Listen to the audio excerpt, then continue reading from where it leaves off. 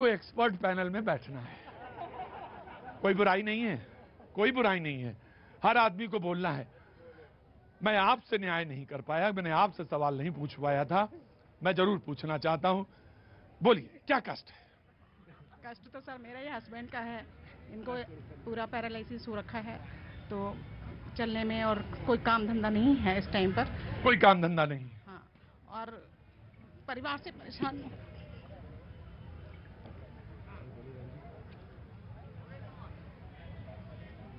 हो गया सवाल।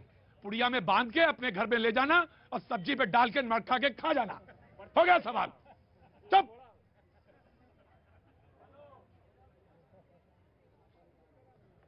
मत रो भाई, मत रो। ये है सर रेंज। अब बताइए, आप कहां से आए? कुशीनगर से, यूपी से। क्या सवाल है? मैं ये सवाल रखना चाहता हूँ कि आज जो है असद के ऊपर जो ये लोग कह रहे हैं कि संविधान पे अटैक हुआ है, हाँ, इस पे नहीं बात करी तो मतलब समझिए मेरा एंकर होना ही बेकार है। अगर अतीक पे बात नहीं करी तो हम तो टीवी के एंकर ही नहीं, हम तो रिपोर्टर ही नहीं। अगर अतीक पे बात नहीं की, असद पे बात नहीं की, सभी पार्टियों के लोग गांधी पे बात कर लें, कहो तो गांधी पे बात कर लें, और कहो तो अम्बेडकर पे बात कर लें, और कहो तो तुम्हारे लिए असद पे बात कर लें। जिस पे कहो उसी पे बात कर लेंगे सर। तो तुम तो हरफन मौला हो, फ्री हिटर हो, तुम किसी पे बात कर लोगे, लेकिन मेरे लिए ये सवाल ज्यादा महत्वपूर्ण था, इसलिए मैं आया था। जी, समाजवादी पार्टी। हाँ, सॉरी जी। देखिए, जिसने भी आपसे कहा, पहली चीज समझ लीजिए, मैं ऑपोजिशन से हूं और कम्युनिस्ट पार्टी से हूं। और नहीं, सुन लो पहले भाई साहब, सुनो। मैंने अपनी डिबेटों में जब मुझे बोलने नहीं दिया जाता था, मेरा फीडर डाउन कर देते थे, माइक ऑफ हो जाते थे।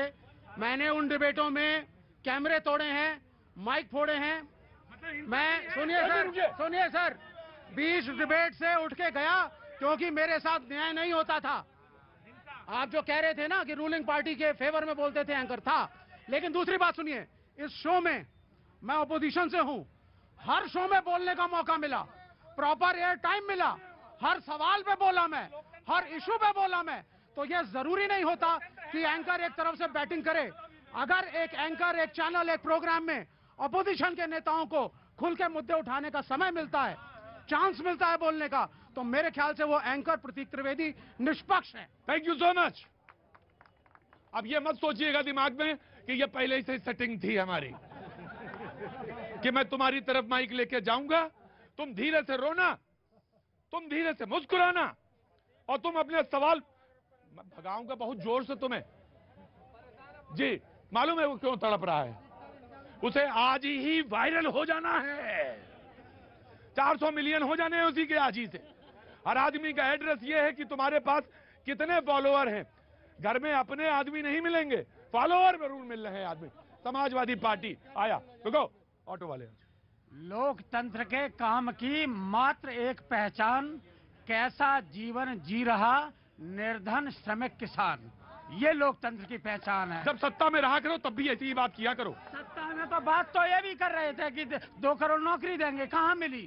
अपनी बात करो ना। सबसे बात, हाँ। इनका लोकतंत्र ऐसा है कि जब शुभेंदु अधिकारी इनकी गोद में बैठ जाता है आकर के, तो वो शिष्टाचारी भ्रष्टाचारी बन जाता है। इनका लोकतंत्र ये है, जब नारायण राणे इनके खुद किरीट सोमैया कहते हैं कि ये भ्रष्टाचारी है, लेकिन केंद्र में मंत्री बना बैठा है, और कर्नाटक में जब इनका मंत्री 8 करोड़ रुपए पकड़े। देखिए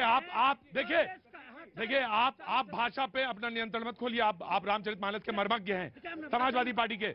बना बैठा है नहीं, बने बैठे हैं। जी जी, 16 तारीख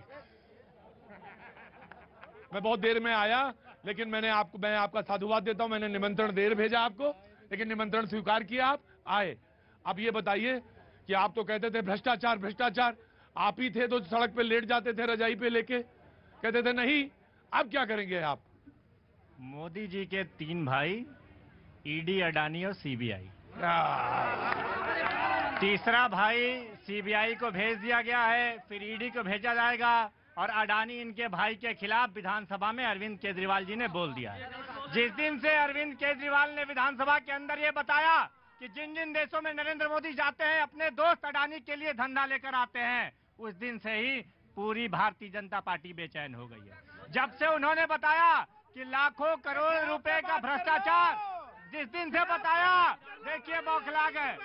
हम अडानी पे बात करेंगे, हम अडानी पे बात करेंगे तो अब्दुल पे बात करेंगे। बौखला गए, बौखला गए, बौखला गए। आराम से, आराम से। ये क्या तरीका है भाई, ये क्या तरीका है मैथल? आराम से ना, आराम से। वो बोल रहे हैं ना, वो तो चुपचाप बैठे रहे, एक बार भी बीच में नहीं बोले। अब बोलो। देखिए प्रतीक जी, बहुत सारी बातें ये करी, इन्होंने एक बात बोली, आप अंडरलाइन कीजिए।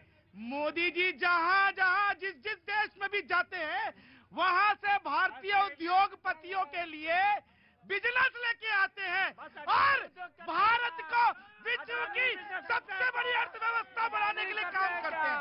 लेकिन ये देखिए, ये अरविंद केजरीवाल जी को 16 तारीख को नोटिस आया है। उनसे पूछा जाएगा कितने किलो घी आपने पचा लिया, क्योंकि 1 करोड़ रुपया मतलब 1 किलो घी, ये अरविंद केजरीवाल जी का कोड। मैं तो